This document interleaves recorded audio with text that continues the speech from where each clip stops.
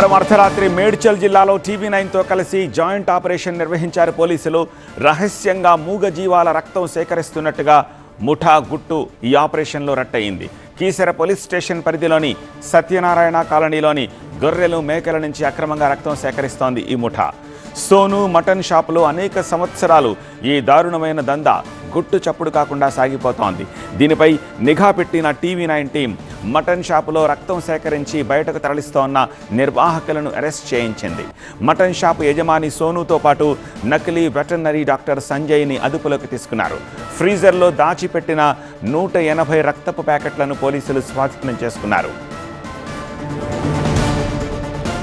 మూగజీవాల నుంచి అక్రమంగా సేకరించిన రక్తాన్ని ర్యాపిడో ద్వారా కాచిగూడలోని సిఎన్కే సంస్థకు తరలించినట్టు ఇప్పటికే పోలీసుల విచారణలో ఒప్పుకున్నాడు నిర్వాహకుడు సోను. మరోవైపు ఈ వ్యవహారంలో జిల్లా వెటర్నరీ అధికారితో పాటు ఎస్పీసీఏ నివేదిక కోసం ఎదురు చూస్తున్నారు పోలీసులు. ఆ నివేదిక ఆధారంగా కేసు నమోదు చేయనున్నారు పోలీసులు.